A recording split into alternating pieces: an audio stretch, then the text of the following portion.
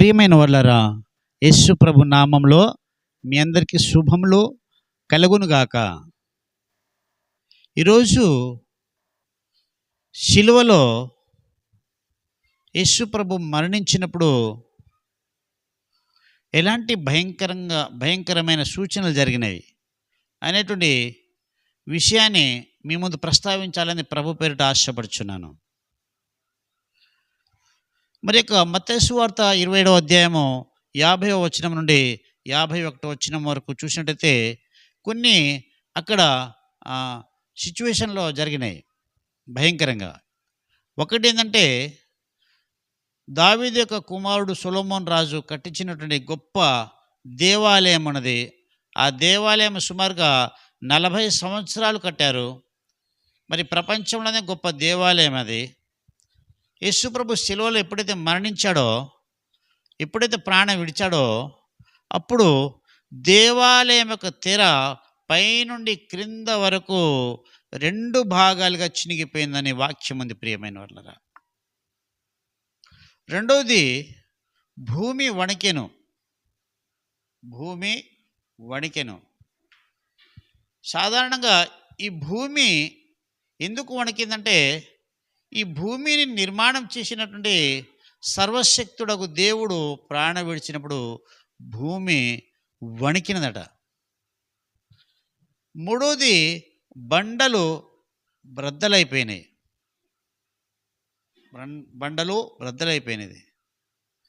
నాలుగోది సమాధులు తెరవబడిందట. అంటే ఆ సమాధులు తెరవబడింది. ఏ సమాధులు తెరవబడింది అంటే, అంతకుముందు మరిక నిద్రించినటువంటి అనేక మంది పరిశుద్ధుల యొక్క శరీరంలో లేచినాయట.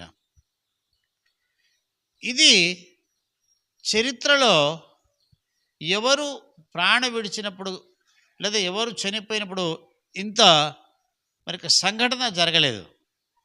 అదేవిధంగా చూసినట్లయితే ప్రియమైన వాళ్ళరా, మార్కు సువార్త 15వ అధ్యాయము 33వ వచనం నుండి 41వ వచనం వరకు చూసినట్టయితే, అప్పుడు మధ్యాహ్నం మొదలుకొని 3 గంటల వరకు అక్కడ ఆ దేశమంతా చీకటి కమ్ముకున్నదట. ప్రియమైన వాళ్ళరా, అదేవిధంగా మరి అక్కడ ఎదురుగా ఒక శతాధిపతి నిల్చొని ఉన్నాడు. ఆ శతాధిపతి సూచక్రియ చూసి ఈ ఆశ్చర్యపడి, ఈయన నిజముగా దేవుని కుమారుడే అని ఆయన చెప్పగలిగాడు. ప్రియమైన వాళ్ళరా, అదేవిధంగా ఆయన ప్రాణం విడిచిన తర్వాత ఇంకా దేవాలయ తెర పైనుండి కింద వరకు చినగడమే కాకుండా, ఇంకా మనకు లూకా సువార్త 23వ అధ్యాయము 44వ వచనం నుండి 49వ వచనం చూసినట్టయితే, మధ్యాహ్నం నుండి సుమారుగా 3 గంటల వరకు చీకటిగా అక్కడ కనిపించింది. అక్కడ చూచుటకు వచ్చినటువంటి ప్రజలు రొమ్ము కొట్టుకుంటూ వెళ్ళిపోయారట. అంత ఆశ్చర్యకరం జరిగింది.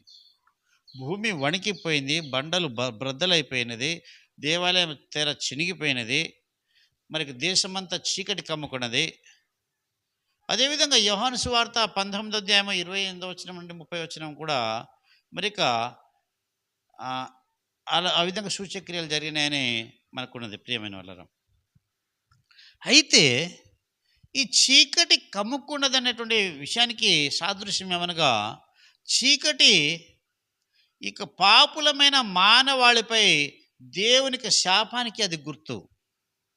దేవుడు వారి నుండి తన సన్నిధిని తొలగించాడనే దానికి చిహ్నం. అంటే, నా దేవా నా చేయి ఎందుకు విడిచితివని మరిక శిలువలో పలికినటువంటి మాట ఏంటంటే, దేవుని సన్నిధి దూరమైంది. ఎందుకంటే మానవాళి యొక్క పాపము, మానవాళి యొక్క శాపము ఆ ప్రభువు ఆ శిలువలో మోశాడు.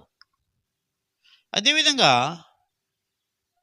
మానవ చరిత్ర ఆరంభం నుండి మనుషులు చేసినటువంటి పాపములో ఇంత భయంకరంగా, ఇంత క్రూరంగా ఇంకా ఏది లేదన్నట్టు. యేసు ప్రభుని శిలువ మరణం అంత భయంకరంగా.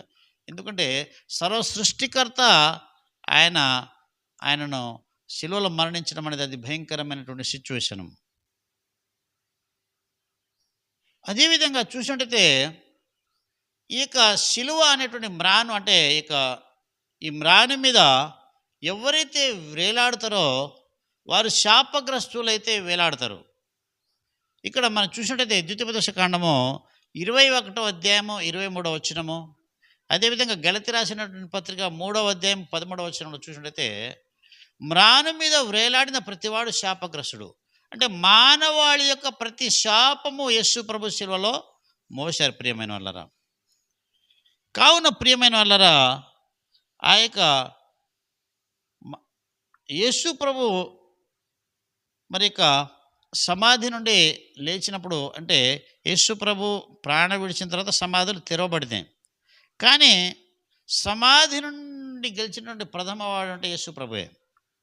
అది కూడా మరి మొదటి కొరింథీ పత్రిక 15వ అధ్యాయం 20వ వచనంలో చూసినట్లయితే, ఇప్పుడైతే నిద్రించిన వారిలో ప్రథమ ఫలముగా క్రీస్తు మృతులలో నుండి లేపబడి ఉన్నాడు. అంటే ఈ చరిత్రలో చేసిన భవిష్యత్తు కానీ, భూత భవిష్యత్తు కాలంలో కానీ, వర్తమాన కాలంలో కానీ, మరి చరిత్ర గ్రంథాల్లో చూసినప్పుడు కూడా సమాధిని గెలిచినటువంటి వాడు ఎవరైనా ఉన్నారా అంటే ఒకే ఒక్కరు ఉన్నారు, ఆయనే నజరేయుడైన యేసుక్రీస్తు ప్రభు. ప్రియమైన వాళ్ళారా, ఆయన ప్రాణం విడిచినప్పుడు భూమి వణికినది, సూర్యుడు పారిపోయాడు, మరి దేవాలయం తెర చినిగింది, బండలు బ్రద్దలైపోయినాయి. కానీ ఒక మానవుడి యొక్క హృదయం బ్రద్దలు కావటం లేదు. మానవుడు ఇంకా కఠినంగా మార్చబడుతున్నాడు. అంత సృష్టికర్త, సర్వలోక చక్రాధిపతి మన కొరకు మరణించాడు. ఇప్పటికైనా మారు మనసు పొంది ఆ ప్రభుని అంగీకరించినట్లయితే దేవుడు నిన్ను, నీ కుటుంబాన్ని రక్షిస్తాడు, దీవిస్తాడు. ఈ మాటలు ప్రభు మన వినికిడిలో దీవించునుగాక. ఆమెన్.